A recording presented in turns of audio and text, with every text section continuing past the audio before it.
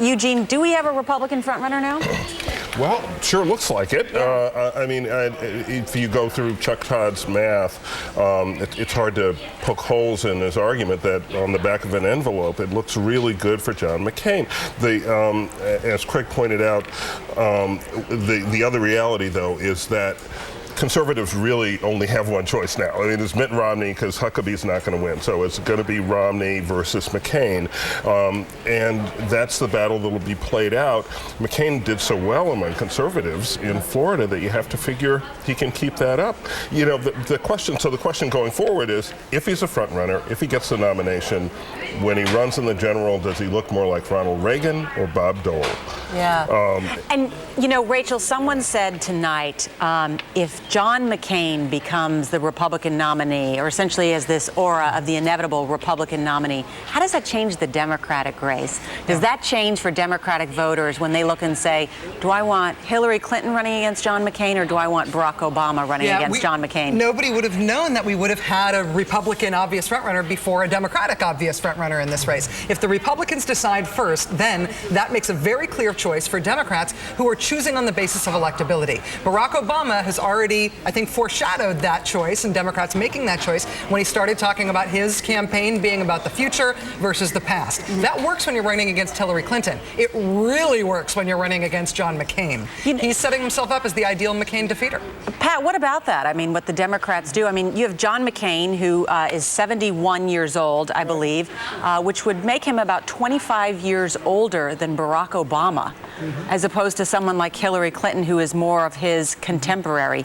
Experience? Are Democrats going to say experience is more important now when they look about running against someone, a veteran like John McCain?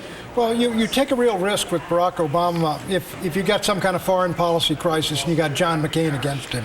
But you know, tonight I've looked at these numbers, and Barack Obama has the same problem he has had in South Carolina. He got 22% of the white vote, which is the same share as John Edwards got. Edwards got no minority votes at all. Barack did terrific among African Americans, 70% of them. Yeah, but Pat, what about analyzing these numbers is not fair. He did not get the opportunity to go down there and campaign. Right. He did not get the opportunity to see these voters face to face to make that pitch. And a lot of people say once they see Barack Obama, it changes them. Okay, but look, he lost the Hispanic vote again 2-1. He did that in Nevada, the same thing. The point is, there are these large blocks which are going to be very meaningful in the general. Hispanics particularly, because that's a swing vote. And of course the white vote, which Democrats have to get a very high share of. And here we are now, 7 days away from Super Tuesday for the Democrats.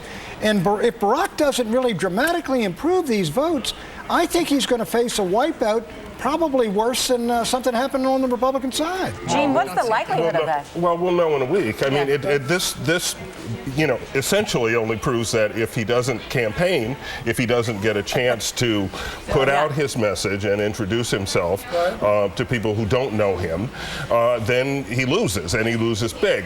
How does he do that, Gene, in 7 days? See, we got 22 states. Or 21 states, that's 3 states a day? Well, campaigning matters, though. I mean, there's a lot of states that are in play that we didn't think would be in play. I mean, Massachusetts right now has the governor and both senators endorsing Barack Obama. Whoever cared about Massachusetts' primary preferences before, but now we're in a game where it matters. Obama's campaign manager held a conference call this morning, and he pointed out they are on the air, on radio and TV in every single Super Tuesday state except Illinois. They are airing these endorsement ads by Caroline Kennedy in many of the states. So they are spending big time, a lot of their money on these states, having as much as they can. And Teddy Kennedy is going to go everywhere he can, at least in the places where he's well liked, in order to help and counter Bill Clinton. The Obama campaign has an organization that is second to none. They have 2 offices in Alaska. Okay, I think it's you the were only on that campaign conference call with too. 2 offices in Alaska. But you could then argue organization itself doesn't take you the full way. So you got to put Barack on a plane, you put Teddy on a plane, you put Caroline on a plane, you know, because they're very effective that Oprah Winfrey might be back out on the campaign Maybe you bring Oprah out in California. This is the week. This is the time to go for it. I agree with these guys. He's had as much money, I think, as Hillary had. He got tremendous momentum. He didn't get the momentum. He got a great victory out of South Carolina. But I mean, you keep looking at these numbers, and the same same problems keep recurring, and the Super Tuesday comes closer and closer and closer. No, that's right. He's got to do it this week. But back up for a second. This is a guy named Barack Hussein Obama, who, you know, is Kenyan father, Kansan mother, was a senator from Illinois. And look where he is now. He didn't, you know. He's done the improbable. He's done the been very a improbable. Tremendous campaign. There's no doubt about it. And but the ideological, it's getting close. But listen, the ideological reach of his endorsements. Look at it. He's got Ben Nelson and he's got Teddy Kennedy.